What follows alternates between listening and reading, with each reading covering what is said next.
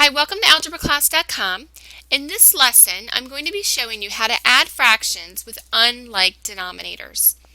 We're going to find the sum for 1/2 plus 1/6. Remember that with fractions, the top number of the fraction is called the numerator. The bottom number is called the denominator. In order to add fractions, the denominators must be the same.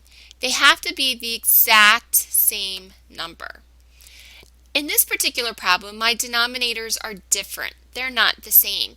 So we cannot proceed with adding until we rewrite these fractions as equivalent fractions that have the same denominator. So what that means is we need to figure out what number we're going to use for the denominator for both fractions. We have to be able to write one or both of them. We have to be able to write an equivalent fraction that will allow us to have the same denominator. So to do this, we're going to find what's called the least common multiple for both numbers, 2 and 6. And this is going to help us find what you may know as the least common denominator, the number that we can use as a common denominator, the same denominator. So we're going to start with 2, and we're going to find all the multiples of 2. So we're going to multiply 2 times 1, which is 2, and then we're going to go up from there. 2 times 2 is 4, 2 times 3 is 6, and I'm going to stop there because I already see a commonality here. I see that 6 is already the same as 6 times 1. So when I see two multiples that are the same, I can stop because this is the least common multiple. The least common multiple always has to be the largest denominator or greater. So you can always start by saying, is 6 a multiple of 2? And if it is, you can stop there because the least common denominator has to be at least 6. So 6 is going to be our least common denominator, or the least common multiple for 2 and 6. What that means is 1/6 doesn't have to change. It's going to stay exactly the same because it already has 6 as the denominator.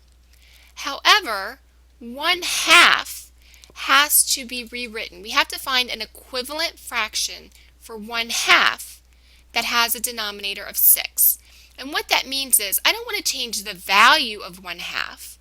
I just want to write 1/2 a different way. And so what we're going to do is we're going to rewrite 1/2 so that it has a denominator of 6. To do that, you have to remember the rule that whatever you do to the denominator, you must do to the numerator, or vice versa. As long as we multiply the numerator and the denominator by the same number, we're going to be able to write an equivalent fraction. So I know that 2 times what is 6? 2 times 3 is 6. If I can multiply 2 times 3 to get 6 in the denominator, then I'm going to multiply the numerator by the same number. Because when you think about this, we're really multiplying by 3 divided by 3. And 3 divided by 3 is 1, which means we're multiplying by 1. When you multiply by 1, you don't change the value of the number that you're multiplying by.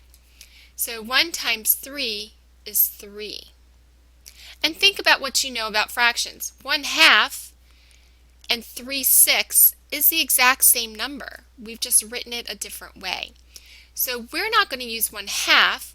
We're going to use its equivalent fraction of 3/6. Because by using this equivalent fraction, our denominators are now the same. They're both 6. When the denominators are the same, you can simply keep the denominator as 6 and then add the numerators. 3 plus 1 is 4. So 1/2 plus 1/6 is equal to 4/6. However, you must always simplify your answers. If 4/6 is not in simplest form, we're going to simplify. 4/6 can be simplified by finding a number that we can divide both of these by in order to reduce them or simplify them. I know that I can divide by 2, and it works the same way. As long as we divide by the same number, we're not changing the value of the fraction.